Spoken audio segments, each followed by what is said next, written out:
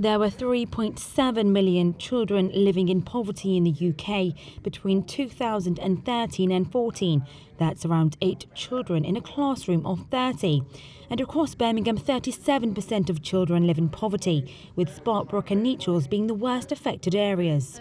Well, I live and grew up in Sparkbrook, which is very high in poverty. A lot of people not in education or don't have any qualifications from that, and I think they're all factors that contribute to the poverty that's in this area. With now it's kind of, you've got to have the latest trainers, the latest clothes, and if you don't have that then obviously you probably won't fit in with most of the people at school.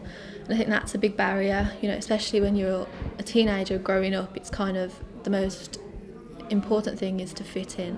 So then if you don't, then that's another barrier, exclusion.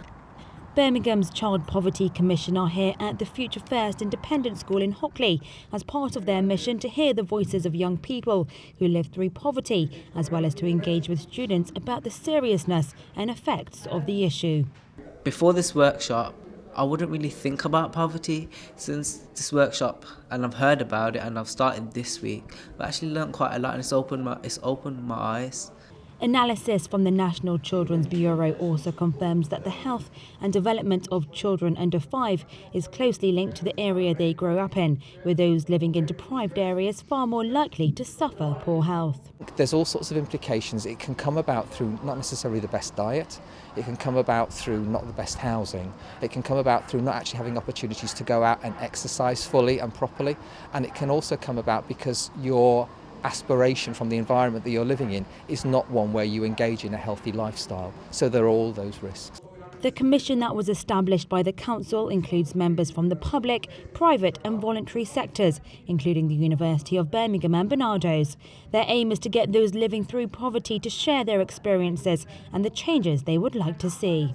I think what we need to do is make sure that people are actually accessing the resources as best they can that they're entitled to in the first place. So we know that there's a huge unrepresentative amount of access to benefit or support that isn't actually taken up.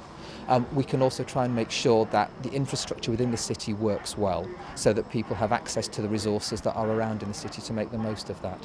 But I think we're very much in the early days of the Commission, and we want to try and gather all this and then actually work through, okay, what are the key things that we can say back to the leaders in the city as to what they can do. The Commission aims to publish its report with recommendations on how to tackle poverty in Birmingham by early next year. It is then when some of the changes those living through poverty want to see will be put into action. This is Monika Plaha in Birmingham for the Midland.